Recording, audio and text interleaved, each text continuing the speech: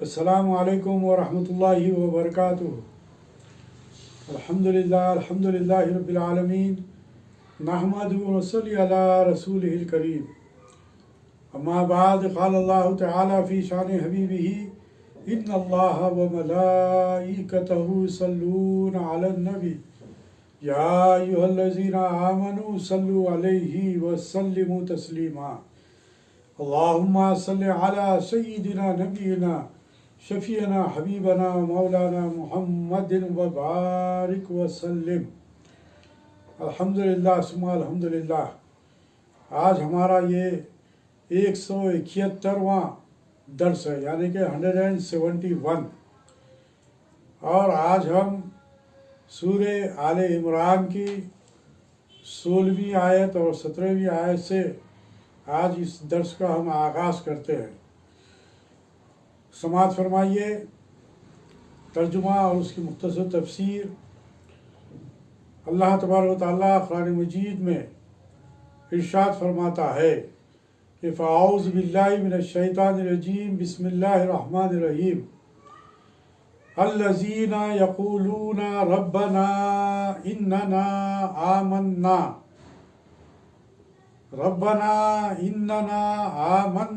فاغفر لنا ذنوبنا وقنا عذاب النار۔ الصابرین والصادقین والقانتین والمنفقین والمستغفرین بالاسحار۔ صدق اللہ العلی العظیم۔ ان دو آیات کا ترجمہ سماعت فرمائیے کہ جو لوگ کہتے ہیں اے ہمارے پروردگار، بے شک ہم آپ پر ایمان لائے، اس لیے آپ ہمارے گناہوں کو معاف فرما دیجئے اور دوزخ کے عذاب سے بچا لیجئے۔ یہ صبر کرنے والے، سچ بولنے والے، فرما بردار، خرچ کرنے والے اور اخیر شب میں گناہوں کی معافی چاہنے والے ہیں۔ یعنی یہاں پر اللہ تعالیٰ ان آیات میں، پہلی آیت میں یعنی کہ 16ویں جو آیت ہے سورہ آل عمران کی، اس میں تو اللہ تعالیٰ نے دعا کا سلیقہ ہم کو سکھلایا ہے۔ اور پھر سب سے بڑی بات یہ ہے کہ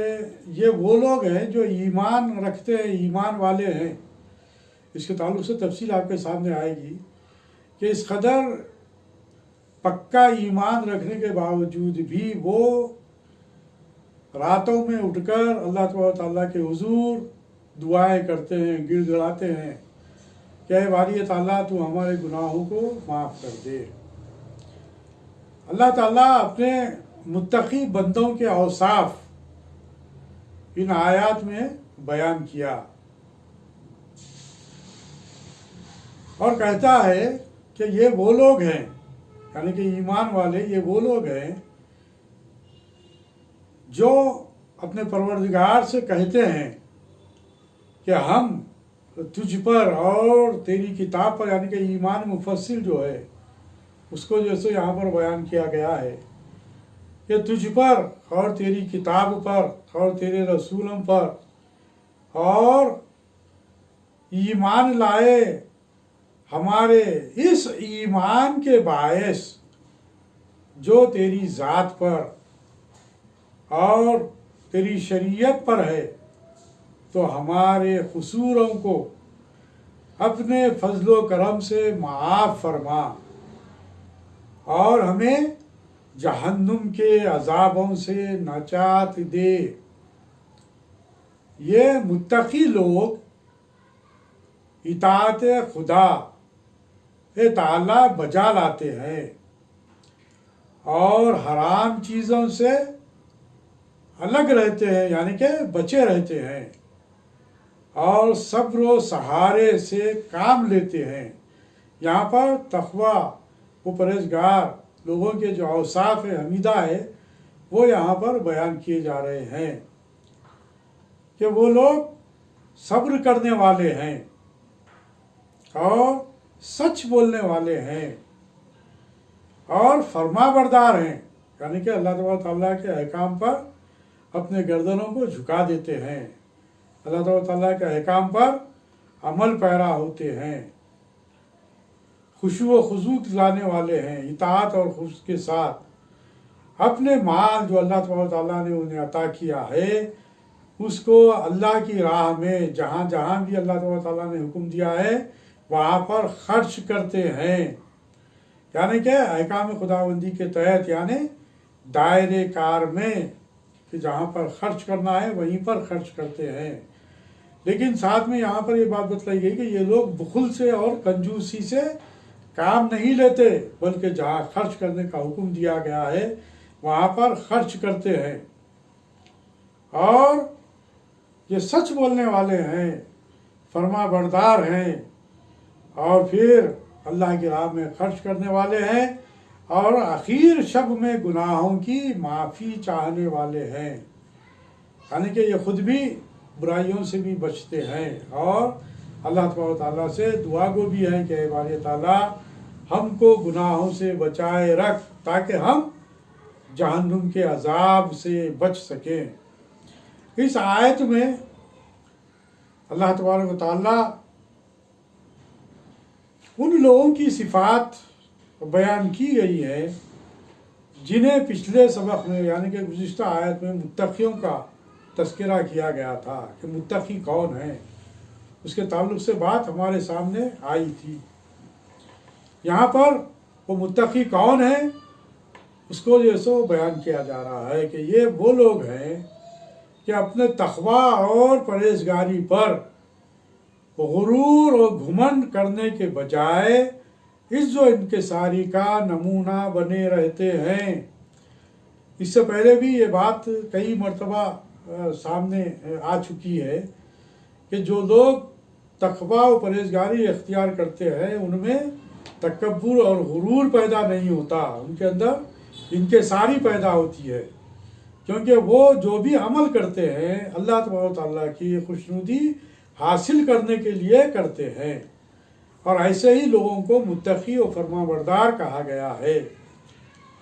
اور ان کے اندر اس کی وجہ سے انکساری پیدا ہوتی ہے، عاجزی پیدا ہوتی ہے، غرور اور گھمنڈ کا معاملہ نہیں ہوتا، تکبر پیدا نہیں ہوتا، جو ایک معنی میں اگر دیکھا جائے تو یہ تکبر اور گھمنڈ کا جو معاملہ ہے یہ شیطانی صفت ہے، اور اسی صفت کی وجہ سے شیطان بھی لعین قرار دیا گیا، اللہ تبارک تعالیٰ نے اسے لعین قرار دے کر اسے نکال دیا۔ اللہ تعالیٰ کے سامنے ہمیشہ دست دعا رہتے ہیں کہ اے خدا، اے رب العالمین، اے ارحم الراحمین، ہمارے گناہ بخش دے اور ہمیں دوزخ کی آگ سے بچا لے، دوزخ کے عذابوں سے ہم کو بچا لے۔ دوزخ کے مختلف عذاب ہے، ان میں سب سے بھیانک اگر عذاب ہے تو وہ عذاب النار، یعنی کہ دوزخ میں جو مختلف عذابات ہیں اس میں سب سے بھیانک جو عذاب ہے وہ آگ کا عذاب ہے۔ اس لیے مختلف مقامات میں قرآن مجید کی آیات میں یہی بات سامنے آئی کہ ہم کو عذاب نار سے ہم کو بچا لے، یعنی کہ آگ کے عذاب سے ہم کو بچا لے۔ اس کے علاوہ بھی کئی ایک عذابات ہیں جو احادیث میں ہمارے سامنے آ چکے ہیں، اور مختلف آیات میں بھی وہ باتیں آ چکی ہیں، اور شب معراج کے وقت سرکار صلی اللہ علیہ وسلم نے جو دوزخ کا جو مشاہدہ کیا تھا اس وقت بھی آپ کے سامنے کئی ایک عذاب میں مبتلا لوگوں کو بتلایا گیا تھا۔ ان عذابوں کے علاوہ ایسا عذاب جو سب سے بھیانک ہے وہ عذاب النار ہے۔ اس لیے بار بار قرآن مجید میں اس بات کی تلقین کی گئی ہے کہ اس عذاب سے بچنے کی دعائیں کرتے رہیں۔ اور پھر یہ لوگ صبر کرنے والے ہوتے ہیں، جب کسی آزمائش میں ڈالے جاتے ہیں تو اللہ تعالیٰ سے دعا کرتے ہیں کہ وہ انہیں ثابت قدمی اور استقامت عطا فرما۔ اب صبر کے کئی ایک جو ایسے مقامات ہیں، ایک تو یہ کہ فطری طور پر انسان میں بسا اوقات غربت کی وجہ سے، افلاس کی وجہ سے مسائل میں وہ گرفتار رہتا ہے، لیکن اس کے باوجود وہ صبر سے کام لیتا ہے، وہ اللہ تعالیٰ کے حضور دعائیں مانگتا ہے کہ اے باری تعالیٰ تو ہمارے رزق میں کشادگی عطا فرما، ہمارے مسائل کو حل کر دے، اس قسم کی وہ دعائیں کرتا ہے، لیکن وہ ناشکری نہیں کرتا۔ اسی طریقے سے دین اسلام کو دوسروں تک پہنچانے کے لیے جب وہ آگے بڑھتے ہیں تو کئی ایک مسائل کا انہیں سامنا کرنا پڑتا ہے، جیسا کہ سرکار دو عالم صلی اللہ علیہ وسلم اور صحابہ کرام نے وہ کام کر کر بتلا دیا کہ ان پر کئی ایک قسم کے مصائب اور مشکلات کا انہیں سامنا کرنا پڑا، تو انہوں نے پورے صبر اور استقامت کے ساتھ دین اسلام کو وہ پہنچاتے رہے، یہ بھی ایک صبر ہے۔ دوسرے یہ کہ ظالم لوگ جب ان پر ظلم کرتے ہیں تو وہ اللہ تبارک تعالیٰ کے حضور دست بدعا ہو کر اس سے مدد طلب کرتے ہیں، لیکن میدان سے پیٹھ نہیں پھیرتے، صبر و استقامت کے ساتھ ظالموں کا مقابلہ کرتے ہیں، یہ بھی ایک قسم کا صبر ہے۔ بہرحال صبر کے کئی ایک منازل ہے۔ اور پھر آئیے یہ جو صفات حمیدہ جو بیان کیے جا رہے ہیں اللہ تعالیٰ نے، یہ وہ لوگ ہیں جو زبان، دل اور نیت کے سچے ہوتے ہیں، یعنی کہ یہ لوگ ہمیشہ سچ بات کہتے ہیں، حق گوئی و بے باکی ان کا جو ہے سو منصب ہوتا ہے، یہ اس مقام پر فائز ہوتے ہیں کہ یہ حق کا اظہار کرنے میں کبھی بھی تعامل نہیں کرتے، ان کی زبان سے جو بات نکلتی ہے وہ سچ پر مبنی ہوتی ہے، اور وہ جو بات کہتے ہیں وہ دل سے کہتے ہیں، اور ان کی نیت بھی وہی رہتی ہے، جو بات دل میں رہتی ہے وہی بات وہ اظہار بھی کرتے ہیں۔ اسی لیے قرآن میں بھی یہ بات کہی گئی کہ تم وہ بات کیوں کہتے ہو جو عمل نہیں کرتے، اس لیے حکم دیا گیا کہ جو سچے جو لوگ ہیں وہ ایسے ہوتے ہیں کہ وہ خود بھی عمل پیرا رہتے ہیں، اور پھر جب جو بات کہتے ہیں وہ حق سے بات کرتے ہیں، وہ اس کے اظہار کے لیے مصلحت کا شکار نہیں ہوتے، وہ سچائی سے کام لیتے ہیں اور کھری کھری بات کہتے ہیں، جھوٹ، فریب اور منافقت سے قطعی طور پر پرہیز کرتے ہیں۔ وہ ان جو باتیں بتلائی گئی کہ جھوٹ ان کے اندر نہیں ہوتا، فریب نہیں ہوتا، ان کے اندر منافقت نہیں ہوتی، جو بات بھی وہ کہیں گے وہ سچ پر مبنی ہوگی، اور یہی سب سے بڑی مسلمان کے لیے دلیل بننی چاہیے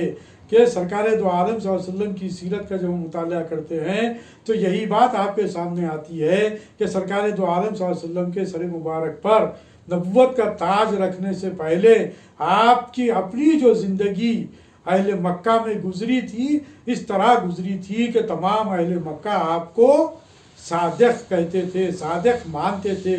اور اس کی وجہ یہی تھی کہ آپ سچائی سے زندگی بھر آپ نے کام لیا۔ تو یہی صفت حمیدہ ایسے لوگوں میں ہوتی ہے جو تقوی و پرہیزگاری کی زندگی اختیار کرتے ہیں۔ اور بھی آگے بیان کیا جا رہا ہے کہ یہ بڑی بڑی تکلیفیں جھیلنے کے باوجود بھی اللہ تعالیٰ کی فرما برداری پر جمے رہتے ہیں، یعنی کہ ثابت قدمی سے وہ کام لیتے ہیں، وہ ثابت قدم رہتے ہیں اور گناہوں سے پرہیز کرتے ہیں، غلط کاری اور بدکاری سے نفرت کرتے ہیں۔ یعنی کہ یہاں پر جو بات بتلائی جا رہی ہے کہ یہ صفات حمیدہ جن کے اندر ہوتے ہیں وہ نہ صرف نیکوکار ہوتے ہیں بلکہ ان برے اعمال سے بھی نفرت بھی کرتے ہیں، وہ اسے پسند نہیں کرتے، ان برائیوں کو پسند نہیں کرتے، ان سے بچنا چاہتے ہیں، ان سے نفرت کرتے ہیں، اور جب کسی چیز سے نفرت پیدا ہو جائے تو آدمی کا رجحان اس طرف نہیں ہوتا۔ اللہ تعالیٰ سے دعا ہے کہ اے باری تعالیٰ تو ہمارے دلوں میں یہ صفات حمیدہ پیدا کر دے کہ جہاں پر ہم نیکوکار بنے، نیکیوں سے ہم کو رغبت ہو، نیکیوں سے ہم کو محبت ہو، وہیں پر ہم ان برائیوں سے نفرت کرنے والے بھی بن جائیں تاکہ ہم ان گناہوں سے بچ سکیں اور اللہ تعالیٰ کے حضور دست بدعا بھی رہیں۔ اللہ تعالیٰ کے عطا کیے ہوئے مال و دولت کو اس کے مقرر کیے ہوئے موقعوں پر اور اس کے احکام کے مطابق خرچ کرتے ہیں، بخل اور کنجوسی سے کام نہیں لیتے بلکہ صدقات و خیرات میں بڑھ چڑھ کر حصہ لیتے ہیں اور نیکی کا کوئی موقع ضائع نہیں کرتے. یعنی کہ ہر نیک عمل میں، ہر نیک کام میں کسی کی مدد کرنا ہے، جیسا کہ رشتہ داروں کے حقوق ہے، عزیز و اقارب کے جو حقوق ہے، پڑوسیوں کے جو حقوق ہے، غریبوں اور مسکینوں کے جو حقوق ہے، اور بیماروں کے لیے جو احکام ہے، یہ تمام چیزوں پر جو ہے سو اپنے مال کو خرچ کرتے ہیں، اللہ کی راہ میں مسکینوں کی مدد کرتے ہیں، فقیروں کی مدد کرتے ہیں، اور ان کی مدد کر کر اللہ تبارک تعالیٰ کی خوشنودی حاصل کرنا چاہتے ہیں، ریاکاری سے بچتے ہوئے. یہ اللہ تبارک تعالیٰ کی صرف اور صرف خالص محبت میں اس مال کو اپنے خرچ کرنے والے ہوتے ہیں. ایسے لوگ بھی اللہ تبارک تعالیٰ سے اتنا سب کچھ کرنے کے باوجود بھی اللہ تبارک تعالیٰ سے دعا کرتے ہیں کہ اے بارے تعالیٰ ہمیں عذاب جہنم سے بچا لے. اور پھر ان کا معاملہ یہ ہوتا ہے، یہ تمام صفات حمیدہ جس کے اندر موجود ہیں، اب آپ اندازہ لگائیے کہ یہ کس قدر نیکوکار ہوں گے. جو لوگ صبر کرنے والے ہیں، سچائی سے کام لینے والے ہیں، اور اللہ تعالیٰ کے حکم کی فرما برداری کرنے والے ہیں، اور اللہ کی راہ میں خرچ کرنے والے ہیں، یہ تمام صفات حمیدہ جن کے اندر ہے، ایسے متقی و پرہیزگار لوگ بھی راتوں میں اٹھ کر، یہاں پر جو بات بیان کی گئی ہے کہ والمستغفرین بالاسحار، یعنی کہ آخر شب میں گناہوں کی معافی چاہنے والے ہیں. یہ تمام صفات حمیدہ جن کے اندر ہے، جو متقی و پرہیزگار ہیں، یہ لوگ بھی آخری رات میں اٹھ کر اللہ تعالیٰ کے حضور دعائیں کرتے ہیں. رات کے پچھلے حصے میں اٹھ کر اپنے رب سے اپنے گناہ اور خطائیں معاف کراتے ہیں، یعنی رات کا آخری حصہ عبادت میں گزارتے ہیں اور صدق دل سے گناہوں سے معافی کے طلبگار ہوتے ہیں. ہمیں چاہیے کہ ہم اپنے اندر یہ تمام صفات پیدا کرنے کی کوشش کریں تاکہ ہم بھی متقین میں شامل ہو سکیں اور اللہ تعالیٰ کی نعمتوں کے مستحق بن سکیں. اب آئیے اگلی آیت میں اللہ تعالیٰ کی اہم ترین آیت ہمارے سامنے آ رہی ہے، جو سورہ آل عمران کی 18ویں آیت ہے کہ اعوذ باللہ من الشیطان الرجیم بسم اللہ الرحمن الرحیم شہید اللہ انہ لا الہ الا ہوا والملائکۃ واولو العلم قائما بالقسط لا الہ الا ہوا العزیز الحکیم. ترجمہ سماعت فرمائیے کہ اللہ تعالیٰ خود گواہ ہے کہ اس کے سوا کوئی عبادت کے لائق نہیں، اور فرشتے اور اہل علم بھی اس پر گواہ ہیں. وہ اللہ جو انصاف کے ساتھ کائنات کی تدبیر کر رہا ہے، اس کے سوا کوئی معبود نہیں، وہی غالب اور حکمت والا ہے.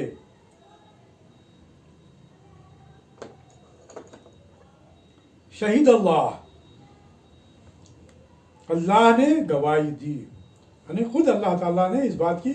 گواہی دی. قرآن مجید میں اللہ نے بیان کیا، اللہ تعالیٰ کی یہ گواہی یعنی بیان کرنا آسمانی کتابوں میں مسلسل مذکور ہے.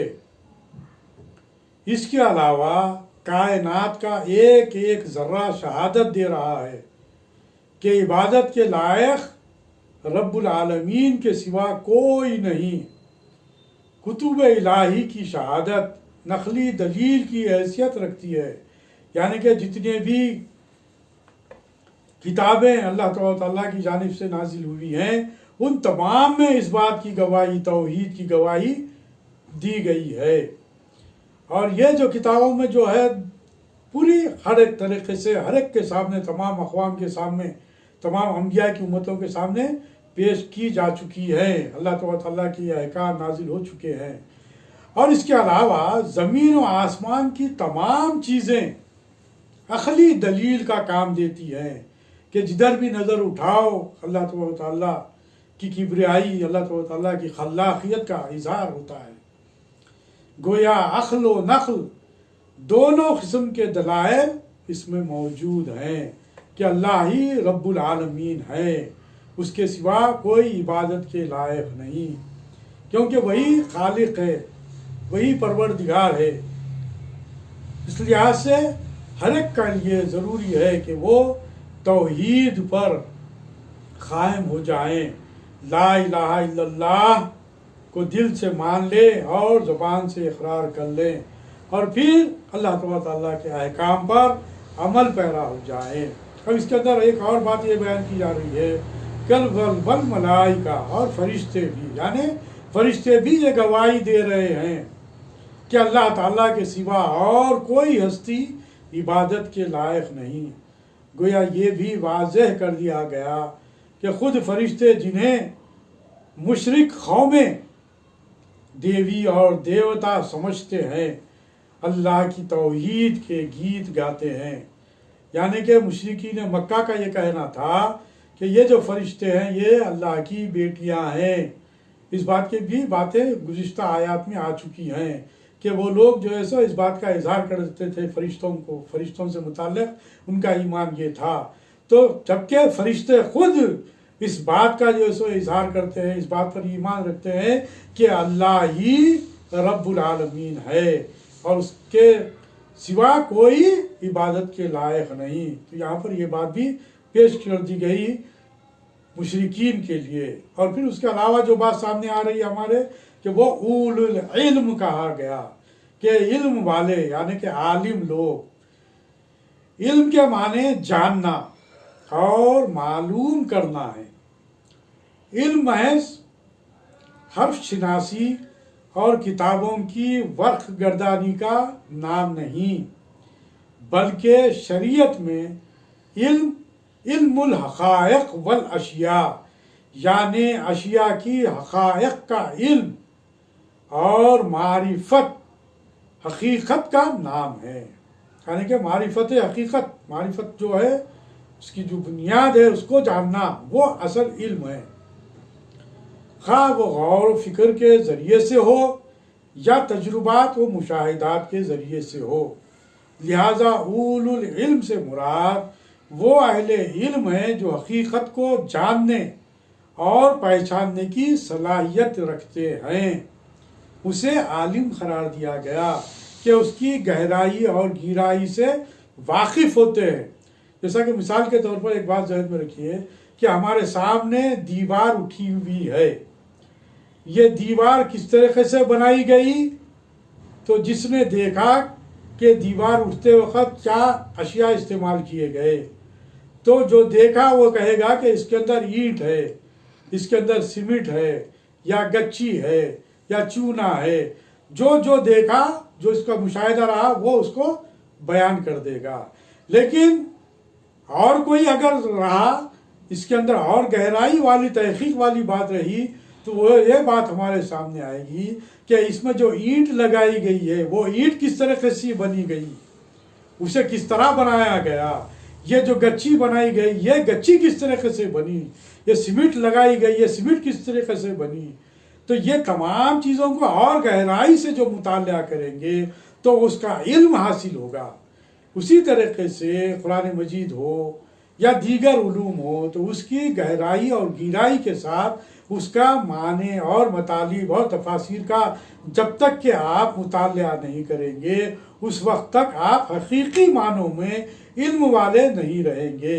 ہم جو پڑھ رہے ہیں، ہم جو سن رہے ہیں اور ہم جو کوشش کر رہے ہیں وہ اسی بات کی کوشش کر رہے ہیں کہ قرآن مجید میں جو آیات اللہ تبارک و تعالیٰ نے اپنے احکام کے ذریعے بیان کر دیے ہیں اس کو ہم زیادہ سے زیادہ جاننے کی کوشش کریں، اس کا علم حاصل کرنے کی کوشش کریں تاکہ ہم اس کے احکام پر زیادہ سے زیادہ عمل پیرا ہو جائے۔ تو یہاں پر یہی بات بتلائی جا رہی ہے کہ ایسے جو اہل علم حضرات،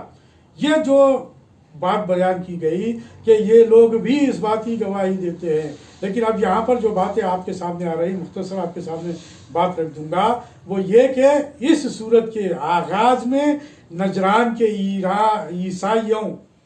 سے خطاب تھا اور نہایت اچھے انداز سے الوہیت مسیح کے عقیدے کو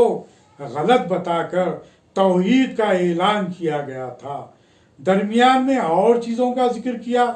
जो ईमान लाने में रुकावट साबित होती है, मसलन माल, औलाद और सामान ऐश व इशरत। फिर मोमिनीन की सिफात बयान की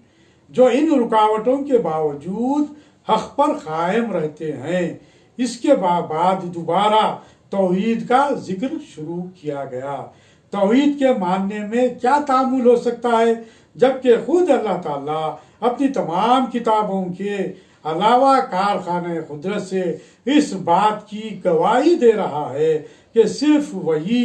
लायक इबादत है। उसके अलावा फरिश्ते और अहले इल्म भी अल्लाह ताला की तौहीद की शहादत देते हैं। तौहीद को ना मानना और शिर्क पर कायम रहना सरीहन जहालत है। अपनी सिफत कायम बिलखिस्त बयान करके अल्लाह ताला ने ये बता दिया कि ईसाइयों का मसला कफ़ारा गलत है। मसला कफ़ारा गलत है, क्योंकि ये कैसे हो सकता है कि तमाम लोगों के गुनाह एक शख्स के सर लाद दिए जाएं और वो उन सब के लिए अकेला सज़ा भुगत कर सबको बरी करा दे, बल्कि अल्लाह ताला इंसाफ वाला है। वो हर शख्स को उसके अपने आमाल का पूरा बदला देगा। यानी कि यहाँ पर ये बात बतलाई गई कि ईसाइयों से जो इससे पहले जो गुफ्तगू हुई थी उसके अंदर ईसा अलैहिस्सलाम का जो उनका जो अकीदा है कि ईसा अलैहिस्सलाम अल्लाह के बेटे हैं, उसकी नफ़ी कर दी गई थी, और तसलीस का जो अकीदा है उसकी नफ़ी कर दी गई थी। और फिर यहाँ पर ये बात भी बता दी गई कि वो जो ईसाई जो लोग हैं उनके सामने तो इंजील पेश कर दी, इंजील थी, और यहूदी थे जिनके सामने तौरात थी, उसके बावजूद भी वो अहले इल्म होने के बावजूद भी उन्होंने रसूल करीम सल्लल्लाहु अलैहि वसल्लम को झुटलाया। असल जो ईमान अल्लाह ताला पर लाना चाहिए था उस पर ईमान नहीं लाया। इसकी वजह से वो लोग अहले इल्म होने के बावजूद भी कुरान मजीद पर और रसूलुल्लाह सल्लल्लाहु अलैहि वसल्लम पर और अल्लाह ताला पर ईमान नहीं लाए, जिसकी वजह से वो काफिर करार दिए गए। इसी वजह से यहाँ पर बात कही गई कि ईसाइयों का ये अकीदा है कि वो लोग ये कहते हैं कि ईसा अलैहिस्सलाम को जो सूली पर चढ़ा दिया गया, उनके अपने अकीदे के एतबार से कि वो कफ़ारा अदा हो चुका है तमाम ईसाइयों की जानिब से। अब अगर ईसाइयों से अगर किसी किस्म का कोई गुनाह अगर सरजद भी हो जाए तो वो उसका कफ़ारा हज़रत ईसा अलैहिस्सलाम के ज़रिए हो चुका है। तो यहाँ पर इस बात की भी नफ़ी कर दी गई। बहरहाल अल्लाह ताला से दुआ है कि हम अल्लाह ताला के कलाम मजीद को गहराई से समझने के लिए अल्लाह ताला ही से दुआ करें कि बारे ताला तो हमारे दिलों को खोल दे, हमारे जहनों को खोल दे और हमें सही फ़हम व इदराक अता फरमा, ताकि हम तेरे अहकाम पर अमल पैरा हो जाए। और जो कुछ भी हम पढ़ रहे हैं, सुन रहे हैं, ऐ बारे ताला तू मुक़ल्लिबुल क़ुलूब है, तू दिलों को फेरने वाला है। या रब्बुल आलमीन, या अरहमुर राहिमीन, या मुक़ल्लिबुल क़ुलूब सब्बित क़ल्बी अला दीनिक, या मुक़ल्लिबुल क़ुलूब सब्बित क़ल्बी अला दीनिक। रब्बना आतिना फिद दुनिया हसनतम व फिल आखिरति हसनतम व क़िना अज़ाबन्नार। सुब्हानकल्लाहुम्मा व बिहम्दिका अशहदु अन ला इलाहा इल्ला अंता नस्तगफिरुका व नतूबु इलैक बिफ़ज़्लि सुब्हान रब्बिका रब्बिल इज़्ज़ति अम्मा यसिफ़ून व सलामुन अलल मुरसलीन वल्हम्दुलिल्लाहि रब्बिल आलमीन।